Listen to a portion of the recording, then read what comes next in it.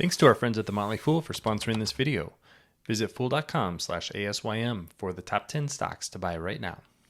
Disney is going through a massive transition right now, trying to figure out what it's going to do with its streaming business. Is it going to sell off some of its legacy linear TV businesses like ABC?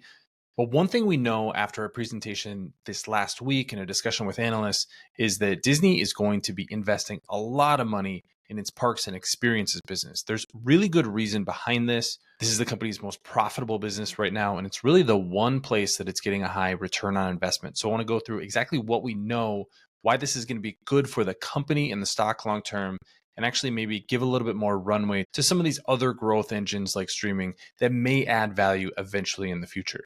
My name is Travis Hoyam. Thanks for watching Asymmetric Investing. Please subscribe here on YouTube for all my content. And don't forget to check out the top 10 stocks to buy right now from The Motley Fool. Got a link to that shown right below. And there is also a link in the show notes. Now, I want to start with the financial background to show why this decision is being made before getting into some of the details. This is an overall look at Disney's fiscal third quarter 2023 results. So this is just one quarter, but it's pretty indicative of what's going on at Disney right now. Total segment operating income, $3.6 billion, flat from a year ago. But let's go to where we break this down segment by segment. This is media and entertainment. This includes ESPN. It includes ABC, all of those linear assets along with direct to consumer. So if we look at the linear networks, those are in blue in these. Top is revenue, the bottom is operating income or loss. You can see that they are still making money, but far less money than they were even a year ago. So that's why there's a little bit of trouble in the linear TV networks, in particular ESPN. The streaming business is not making up for that. There's a lot of revenue coming in the door, over $5 billion worth of revenue on a quarterly basis. So it's starting to be a really big business, but losing money, $500 million in the most recent quarter. And Disney doesn't expect this to be a profitable business, the direct-to-consumer side, until at least next year. But the other piece of the business is parks, experiences, and products. This is basically how Disney has split up its business. There's the media and entertainment side. That's those two, linear and streaming. And then parks, experiences, and products. There are domestic parks, which is shown here in blue.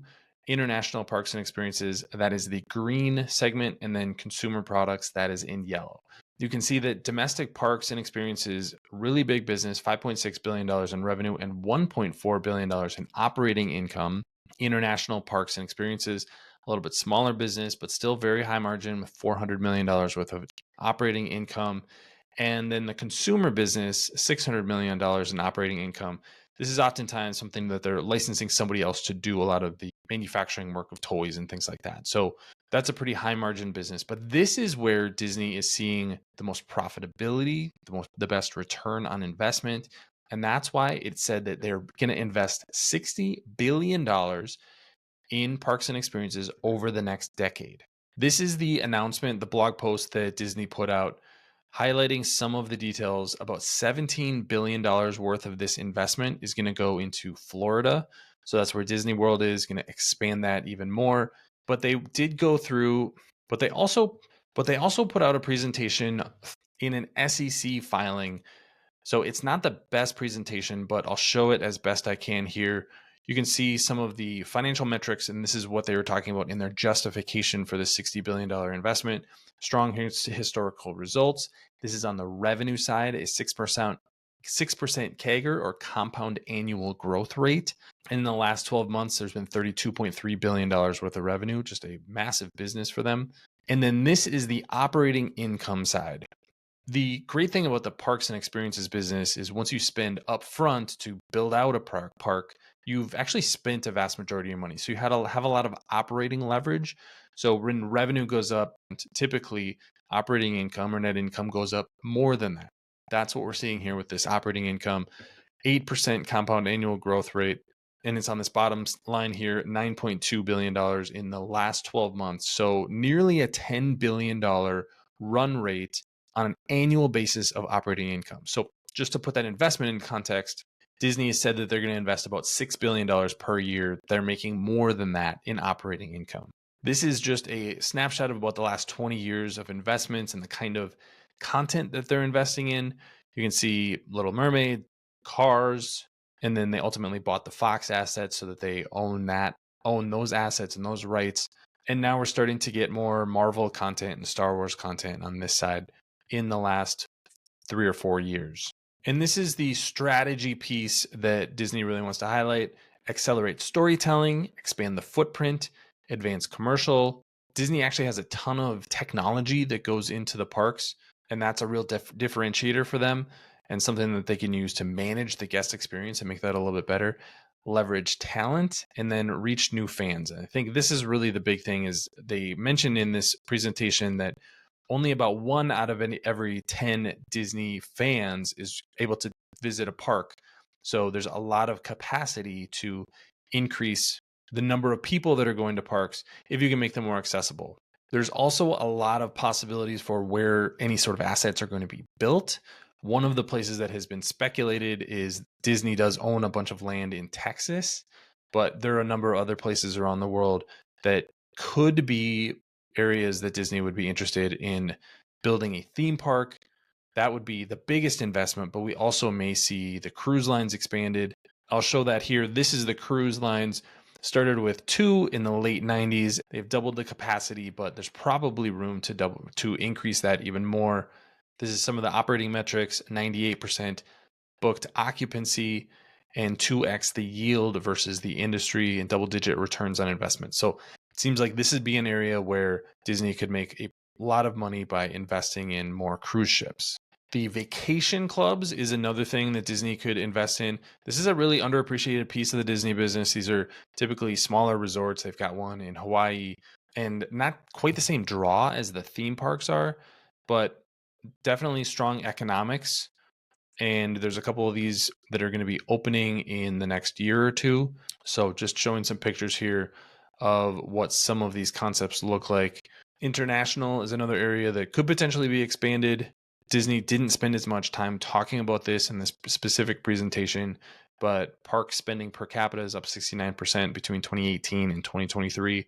So the numbers are pretty good. Again, we don't know exactly what the details are of this $60 billion investment, but really big numbers. And you can see from what I highlighted earlier that there's a good financial reason to be expanding this in the future.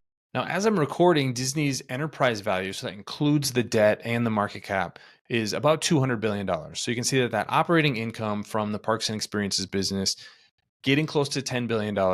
So you could reasonably argue that Disney as a whole is valued just based on those parks and experiences and the profitability and the growth that we have in those businesses. It makes sense from that perspective to invest more in building out more cruise lines, maybe another theme park, adding to existing theme parks.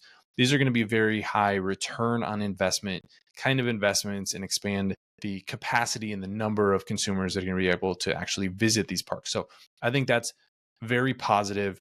This also ties into Disney's increasing direct connection to consumers. I think that's the other piece that we need to keep in mind as investors, is that if you have a subscription with Disney for something like Disney Plus, even ESPN or Hulu, they now have your email. They know the kind of content you want to watch. They probably know whether you're interested in Star Wars or Marvel or Pixar movies.